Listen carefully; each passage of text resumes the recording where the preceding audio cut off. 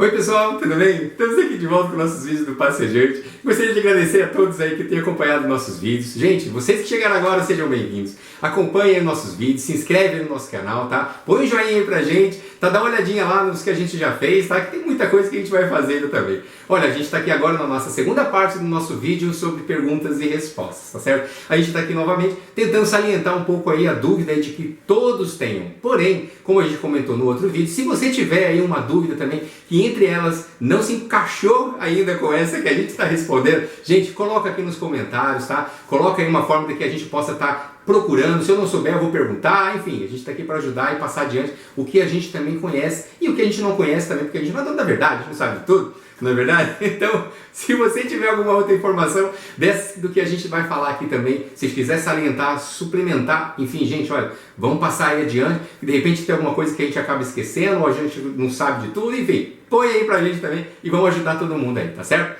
Então, vamos lá, vamos responder então.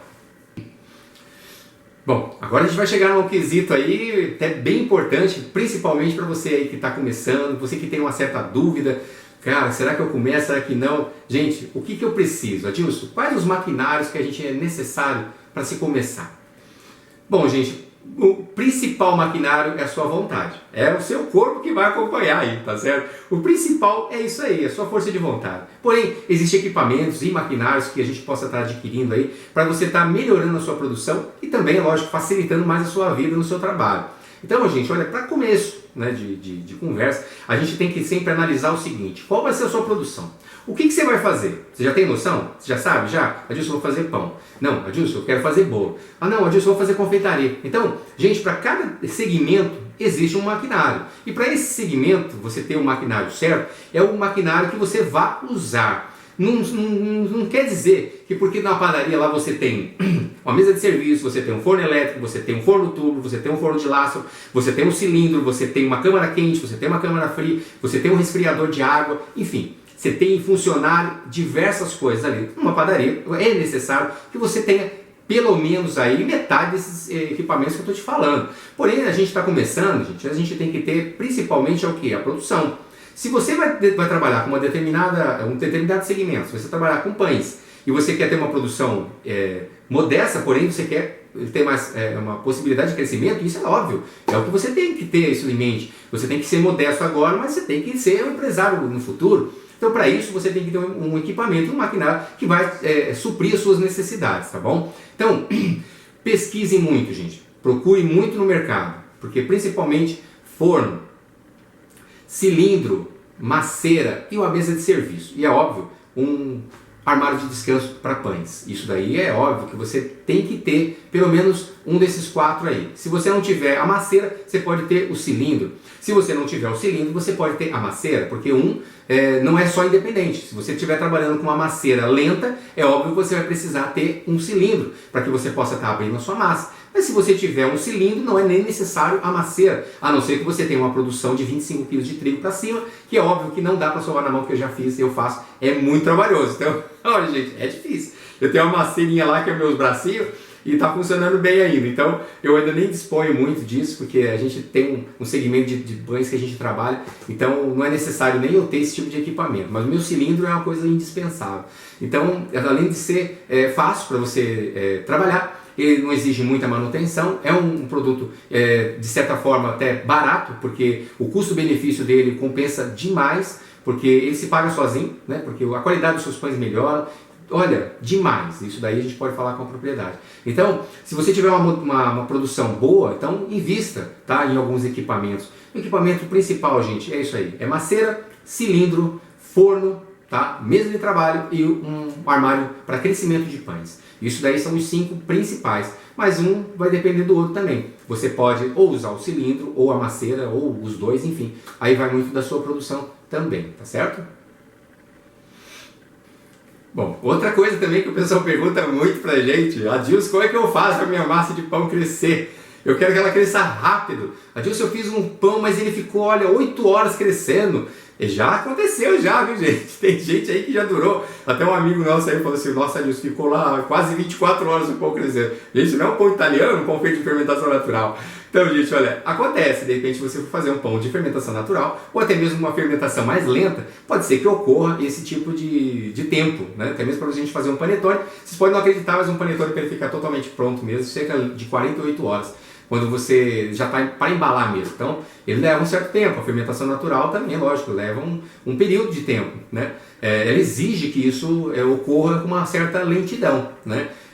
Então, mas só que a quantidade de fermento também na sua massa vai contar bastante. Mas o principal fator, gente, para que as suas massas cresçam rápido, não é nem tanto a quantidade de fermento, mas é o clima.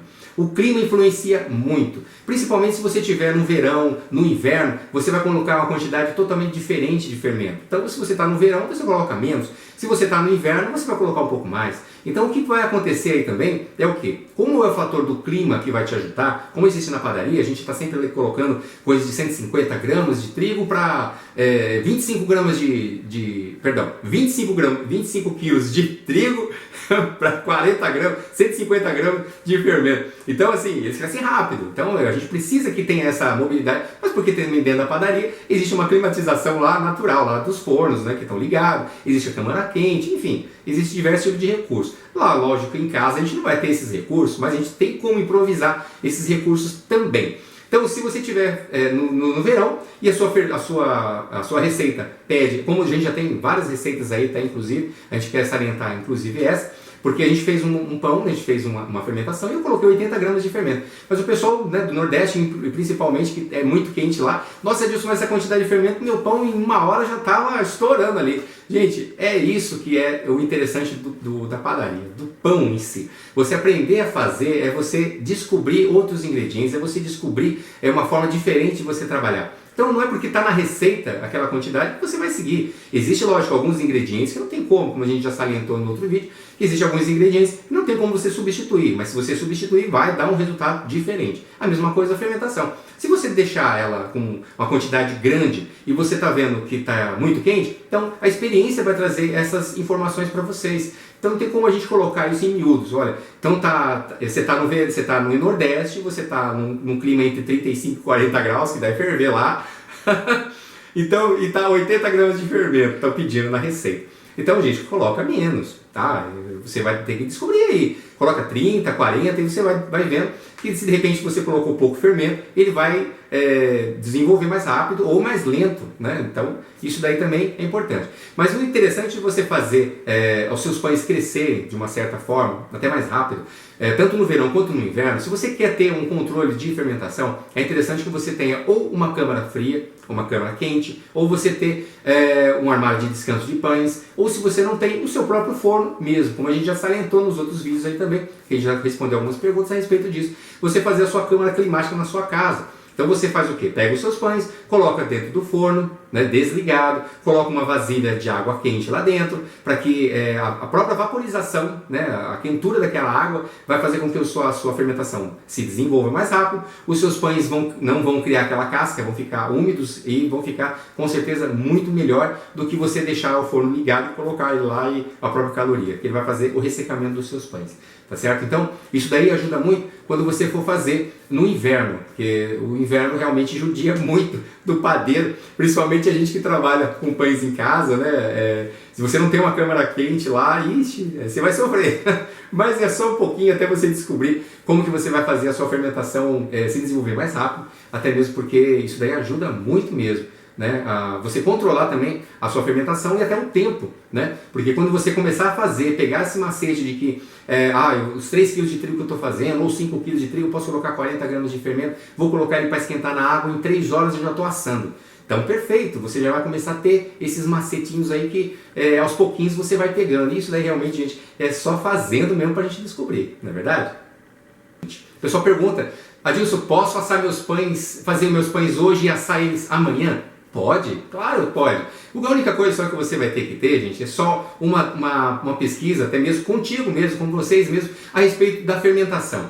A quantidade de fermento que você vai colocar na sua massa. Até porque, gente, a quantidade de ingredientes, como a gente citou num outro vídeo, é interessante que você tenha os ingredientes pesados, todos na medida certa, porque cada ingrediente é medido e pesado, né, nas suas proporções, para que você tenha um resultado satisfatório. Porém, a quantidade de fermento, gente, a gente deve salientar o seguinte, duas coisas. Você vai ter um certo controle dele e o clima também vai te ajudar, tá bom? Então, se você estiver fazendo o pão num clima quente, é óbvio que você vai colocar um pouco menos de fermento. Se tiver num clima frio, você vai fazer um pouco mais de fermento.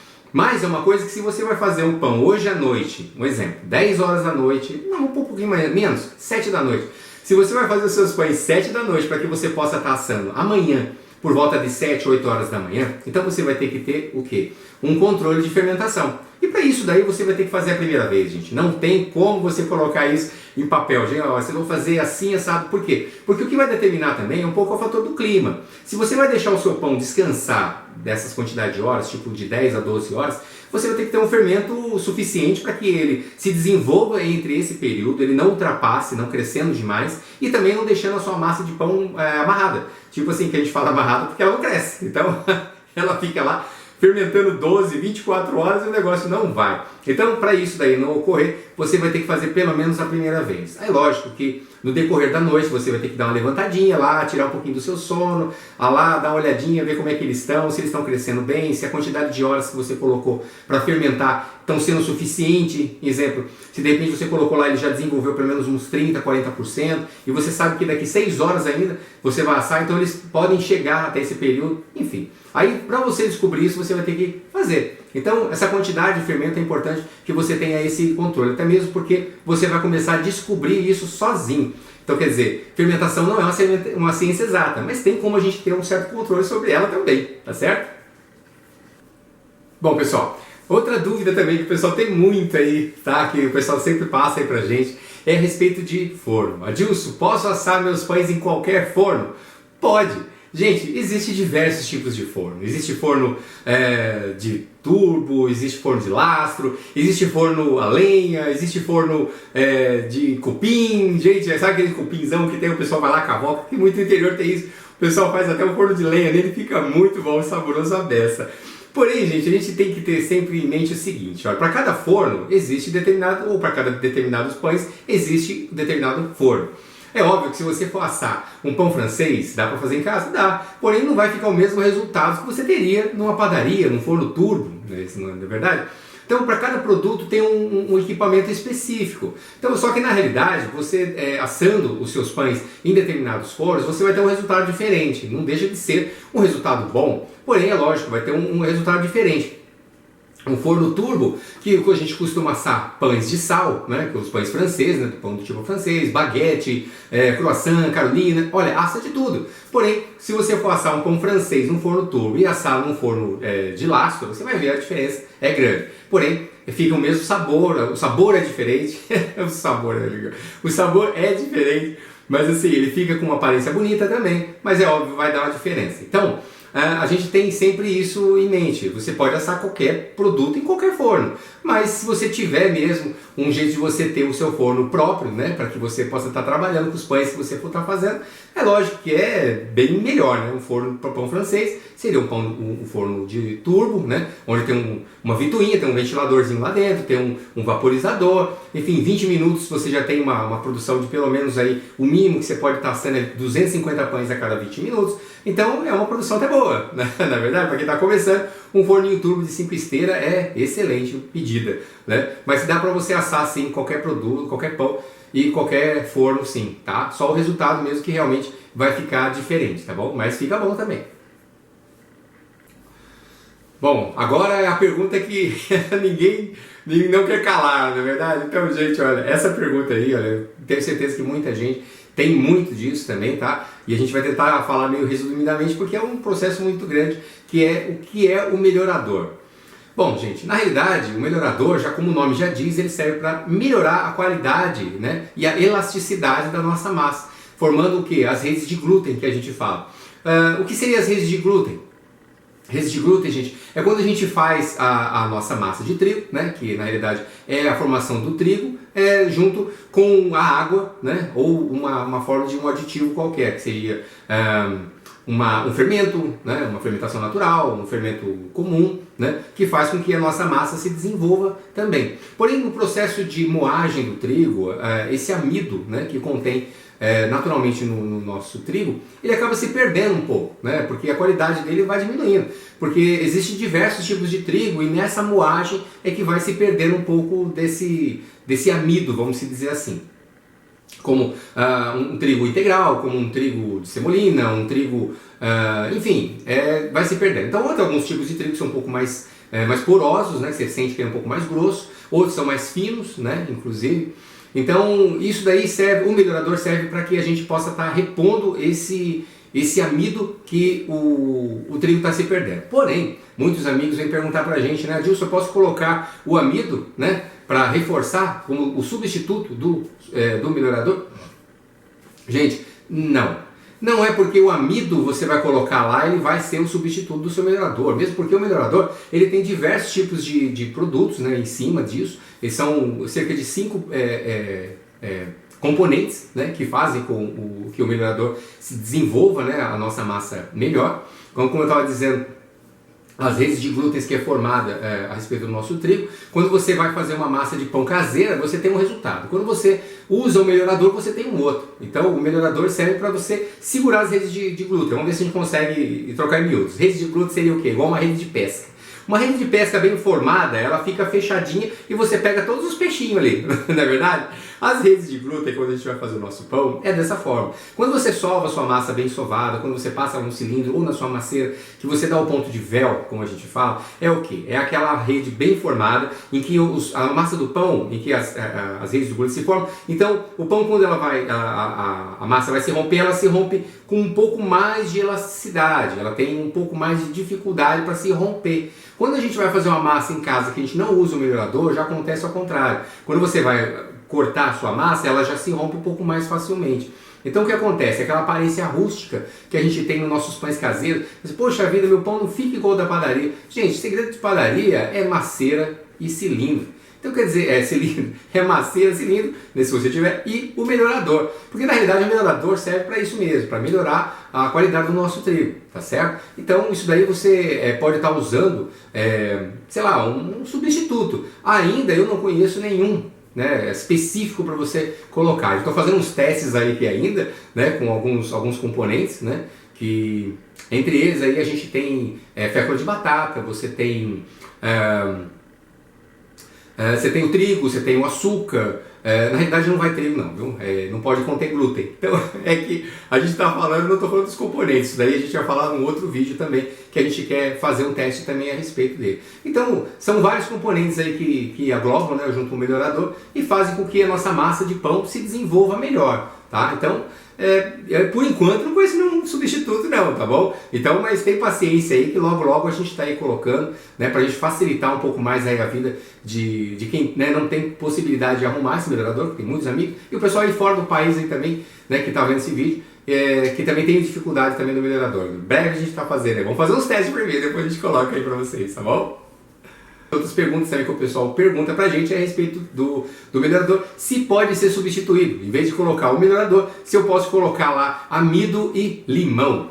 É lógico, gente, que o melhorador ele tem alguns componentes em que não tem como você substituir. Infelizmente, a perca do amido que contém no trigo, né, que faz com que a nossa massa se desenvolva, ela acaba se perdendo com o processo de moagem. Mas acontece aí o seguinte, se você for só adicionar, né, o amido junto com o limão, que seria o ácido cítrico, né, porque na realidade ele necessita de alguns componentes, tipo o ácido ascórbico, né, que é a vitamina C, é necessário também um pouco do ácido cítrico, nesse caso seria ou o limão ou a laranja, né, que contém esse ácido, precisa de um polvilho, precisa de fécula de batata, precisa de amido, na realidade, um pouco de açúcar. Então só que é balanceado esses componentes. Então para você ter um melhorador com uma qualidade pelo menos que se iguale, vamos assim dizer, desses industriais, é preciso que a gente dose ele nas medidas certas. Para que a sua massa também de pão não fique uma massa daquelas que você vai esticar com estilingue e vai matar uns 2, 3 aí, ó, tá bom? Então olha, com paciência gente, a gente vai descobrindo algumas coisas, né, que é o certo mesmo da gente fazer sempre, para tudo, é fazer a sua receita, as suas experiências. Então é importante que você comece a descobrir, né, algumas coisinhas assim que vai fazer com que a sua massa se desenvolva melhor, né, algumas dicas que você vai pegando, até mesmo na internet. Existem diversos tipos de livros. Gente, leia bastante, pesquise bastante. Isso daí ajuda muito para que a gente mesmo possa tanto se desenvolver como profissional, como também por conhecimento. Até mesmo isso daí é interessante, é muito bom, né, a gente passar pela vida e, pô, tem alguma coisa aí, né, a mais, não é verdade? A gente poder passar também para as outras pessoas o que a gente acaba descobrindo no longo da vida aí, tá certo? Bom, aí gente, outra dúvida também que o pessoal costuma colocar pra gente aí a respeito dos pães doces, né? Ou até mesmo de algum pão que você vai colocar gema. Adilson, preciso colocar gema em cima para que os meus pães fiquem dourados? Gente, pode. Você pode colocar gema, mas o que conta também bastante é a quantidade de açúcar na massa, tá? Isso daí vai determinar também de acordo com a receita que você for colocar. E algumas receitas e alguns tipos de forno também que quando você vai assar, o forno mesmo em si ele já acaba dourando demais em cima, mesmo sem você passar a gema nele. Mas se você for passar a gema mesmo em cima, você pode diluir ela, se for o caso, você coloca um pouquinho, algumas pessoas colocam óleo, outras pessoas colocam sal, outras pessoas colocam um pouco de leite. Eu particularmente gosto de colocar somente a gema mesmo, tá? Você tira a clara dela, ou se for deixar só um pouquinho da clara, dá aquela mexida nela, dá aquela batidinha com o garfo nela, dá uma boa mexidinha, e você pega um pincel suave, né, com cerda boa, e você passa em toda a região dos seus pães antes de começar a crescer, tá? Então você modela os seus pães, já coloca na sua forma e já passa já a gema em cima, para que ele se desenvolva já com a gema passada. É interessante que você faça isso, até porque muitos amigos ainda não usam o melhorador de trigo, né, que é um vídeo também que a gente está já salientando, também a gente vai comentar a respeito. Então o melhorador de trigo também ajuda muito nesse quesito de segurar. Se de repente você esqueceu de passar e você vai passar ele antes de ir pro forno, o que acontece? Se você não passa o melhorador e você for passar o pincel em cima dele, ele pode murchar, porque ele não vai ter a elasticidade suficiente para segurar quando você passar algum peso ou passar uma cobertura. Enfim, a gente vai estar falando também a respeito disso. Então é interessante que você faça os seus pães, já passe, né, a sua gema em cima dele, ou diluída ou pura também, né, e coloque ele para crescer. Aí quando você for assar, é interessante que você também tenha esse controle do seu forno. Se você vê que o seu forno está dourando demais, então abaixa um pouquinho a grade do seu forno, né, para que ele não fique muito em cima e ele não doure demais os seus pães. Agora, se caso você não quiser usar, né, a gema em cima, você vai ter que ter esse controle. Ou se na receita está pedindo uma quantidade de açúcar e você vê que na massa dá para você colocar um pouquinho a mais, pode colocar um pouquinho a mais. O açúcar, para cada quilo de trigo, dependendo da receita, você pode colocar de 150 até 200 gramas, que ele vai fazer com que a sua massa naturalmente vai dourar em cima. Então, não fugindo muito dessa coloração, né, que é bonita, né, dos pães, principalmente do pão doce, né, que ele fica ali bonitinho em cima, tá certo? Bom, gente, olha, muita gente pergunta para mim a respeito também sobre durabilidade dos produtos. Gente, olha, tem conservantes de tudo que é jeito hoje, né? A gente, praticamente tudo que a gente come hoje tem um certo conservante. Porque comida industrializada é óbvio que você vai ter que tomar lá um leite lá que dura 6 meses, né? Imagina o tipo de conservante que esse leite não vai ter, não é verdade? Então o pessoal pergunta muito pra gente a respeito disso. Qual a durabilidade dos pães? Que tipo de aditivo ou que tipo de conservante eu posso colocar nos meus pães para que eles possam estar durando um pouco mais? Gente, massas fermentadas, né, massas de trigo, existe um produto chamado propionato de cálcio. Esse produto, né, ele é um produto já específico mesmo para a durabilidade dos pães, para que evitem que o nosso trigo embolore.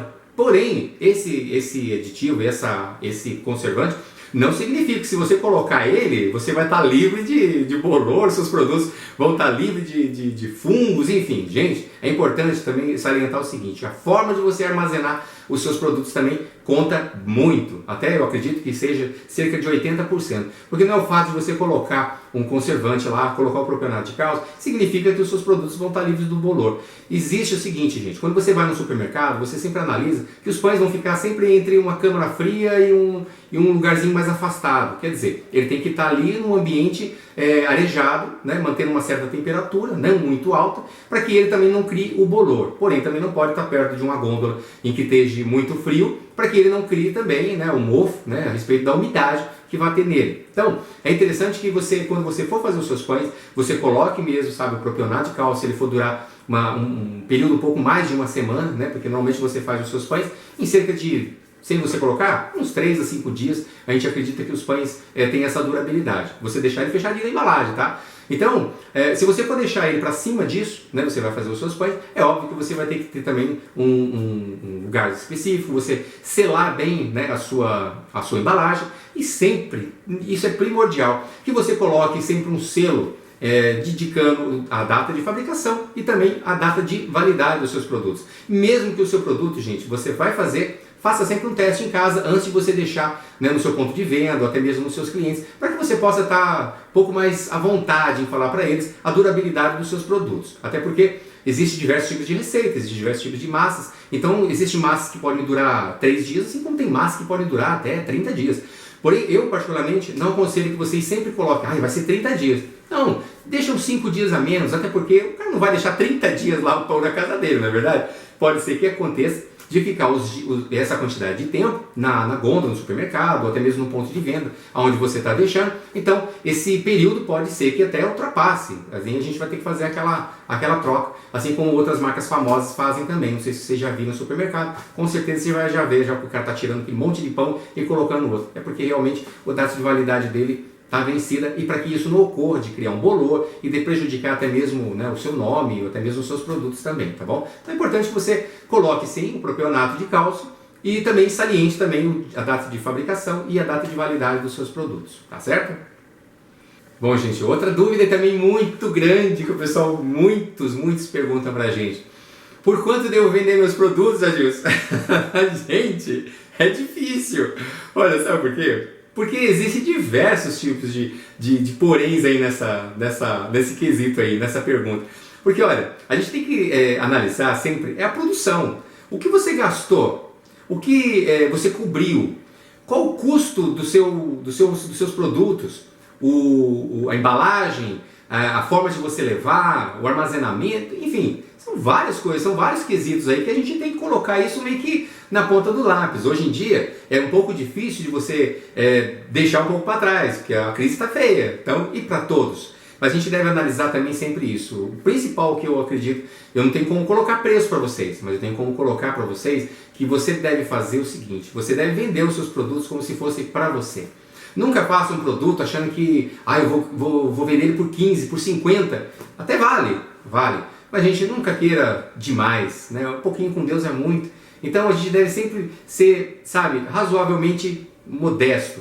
Então não é necessário que você coloque lá o preço excessivo nos seus produtos, até porque isso daí deixa um pouco a sua venda segurada. Porque assim, por melhor que sejam os seus produtos, gente, a gente deve colocar aí um preço razoavelmente bom, para que todos possam estar comprando e todas as vezes que você passar por lá, alguém tenha pelo menos um pouco de dinheiro para que ele possa estar comprando os seus produtos também. Então, é importante que você faça os seus produtos da melhor maneira possível, sempre com matéria-prima boa, né? Principalmente o trigo, né? Deixar esses de lado, assim, sabe? Aquele lance de, não vou colocar esse ovo, não vou colocar... Não, gente, se na receita pede e os seus clientes gostaram, não economize, sabe? Mantenha sempre a qualidade dos seus produtos, porque isso daí conta demais. Até porque o que mais conta mesmo, gente, principalmente na nossa alimentação, quando a gente é pobre, né? A gente tem que pensar nisso. Porque pelo menos o pobre já não pode muita coisa, mas pelo menos vão comer bem. Então, pelo menos faça os seus produtos da melhor maneira possível. Porque é óbvio, você não vai no supermercado, você não vai querer pegar o pior feijão, você não vai querer pegar o pior arroz. É óbvio que não tem jeito, alguns dias você vai ter que comer um mais ruinzinho. Mas se der pra gente comer pelo menos uma coisinha boa, gente, a gente vai comer. Então é a mesma coisa. Faça os seus produtos com qualidade, faça os seus produtos com uma matéria-prima boa, né? E coloque um preço razoável, tá? Para que as pessoas possam estar sempre comprando os seus produtos, né? E você tem um giro de mercadorias e sempre aquilo, boca a boca é o que conta mais. Então não adianta nada você colocar lá um produto muito bom, mas que também seja muito caro. Então fica difícil para que você possa estar vendendo ele outras vezes, até mesmo por indicação. Porque a pessoa vai salientar isso mesmo. Nossa, olha, o pão dele é excelente, mas é muito caro. E isso daí não é uma coisa que a gente gosta de ouvir, não é verdade? Então é isso aí, gente. Procura fazer uma continha, tá? Razoável, com o que você gastou, com o que você está levando, né? No carro, ou enfim, você vai ter o seu trabalho, água, luz, gás, enfim, é tudo isso daí que a gente coloca também um pouco na ponta do lápis. Porém, é uma coisa que a gente tem que ter pelo menos um senso aí, tá? Não exagera muito não, porque senão vai ficar difícil, tá certo? Bom, gente, olha, eu espero, né, que desse vídeo, né, que a gente fez aí de perguntas, né, e respostas, Entre elas tem alguma que realmente se identificou com alguma dúvida que você tenha, tá certo? Se por acaso tem alguma coisa aí que a gente diz que não condiz, né, com o que você sabe, ou até mesmo com o que você tem o costume, enfim. Gente, põe aqui nos comentários, passe adiante também o seu conhecimento, as suas dicas, uma forma de você poder ajudar também outras pessoas. E que é aquilo, vamos pensar sempre que Deus passa pra gente o conhecimento, mas ser conhecimento parado é um conhecimento perdido, não é verdade? Então vamos passar adiante aí, tá bom? Coloca aqui nos comentários aí, se a gente falou alguma besteira aí, ó, gente, me desculpe, eu sou dono da verdade, a gente tenta, né, procurar entre informações que a gente tem, até mesmo vivendo, né, fazendo as coisas que a gente vai descobrindo, né, alguns macetes da vida aí, tá certo? Então, olha, eu espero que esse vídeo aí tenha solucionado, até mesmo ajudado, né, a vocês aí que tenham essas dúvidas. Se não tiver nenhuma daqui, coloca aí nos comentários que a gente, ao longo do tempo, a gente vai fazer mais um grupo de perguntas aí e respostas para a gente poder estar ajudando e salientando aí as dúvidas que vocês possam ter mais no futuro aí, tá certo? Gente, olha, muito obrigado por vocês terem assistido. Você que está aí chegando agora também, ó, se inscreva no nosso canal, tá? Põe um joinha aí pra gente. Assiste o nosso outro vídeo aí também, que a gente tem também de perguntas e respostas. Assiste os nossos vídeos aí, que eu tenho certeza que alguma coisa vai identificar contigo aí, tá bom? Gente, a gente passa apostilas, caso vocês se interessarem. É uma forma de vocês ajudarem a gente e a gente ajudar vocês aí também, tá certo? Gente, olha, muito obrigado. Continue passando adiante e até a próxima.